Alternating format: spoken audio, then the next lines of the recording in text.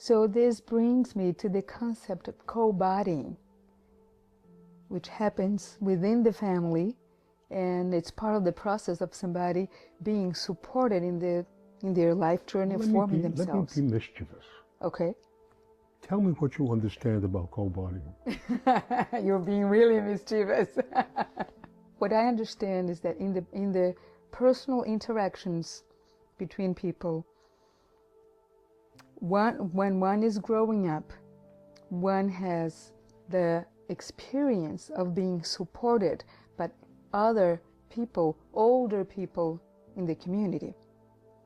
And through imitation and somatic learning, one develops one's own way of being in the world. Okay, that's not a bad understanding at all, but I would enlarge on that by telling you co-bodying is an absolute principle of organisms developing. Mm-hmm. No organism comes into the world ready-made. Mm-hmm. They develop. Mm-hmm. There is an absolute connection to others which are building a body. Mm-hmm. It's as much as the child in the relationship with its mother is bodying itself. Mm-hmm. But it's also bodying the development of the mother and taking the mother through developmental stages. Mm-hmm. So it's both ways. It's both ways. Co-bodying is sharing, making body from both sides, mm-hmm. organizing a behavioral context mm-hmm. in which people are learning through the motoric patterns, they are learning through the excitatory patterns, whether they are the excitement of smell, sound, taste, touch, movement, expression, response and support, response and development, response and connection and repeating. So mm-hmm. co-bodying is bodybuilding. It is mm-hmm. literally bodybuilding. It's making sophisticated connections.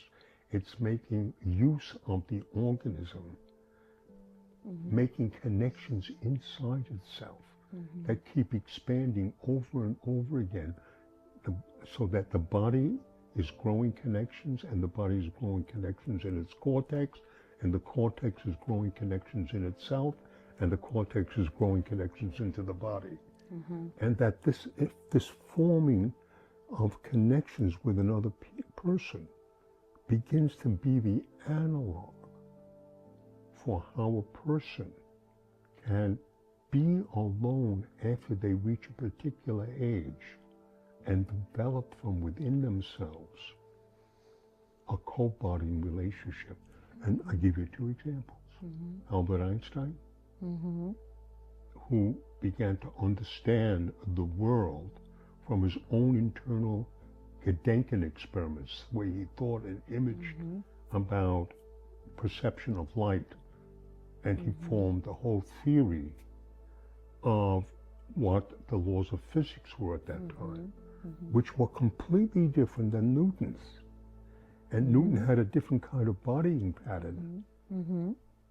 So that's co-body. And that Newton's and Einstein's relationship to learning and being bodied in the world of physics and mathematics, right, then allowed him to co-body himself in the world of relativity.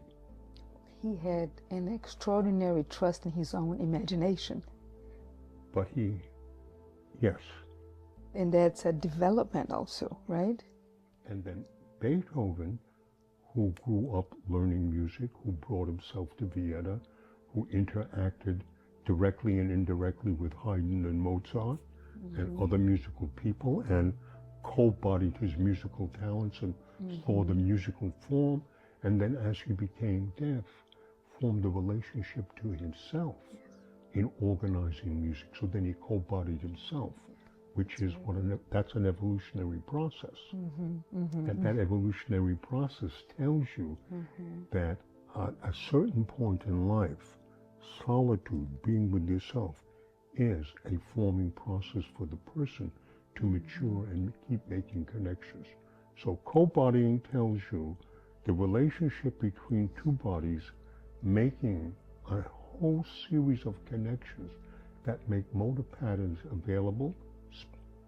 And remember that the effect of muscular motor patterns is excitatory patterns, which you know as awareness, and awareness as being formed as pathways of behavior, and that analog of co-bodying becomes transmitted for individuals who can solve problems in relationship to themselves and help people understand their own internal process so that they can co-body themselves at a certain time.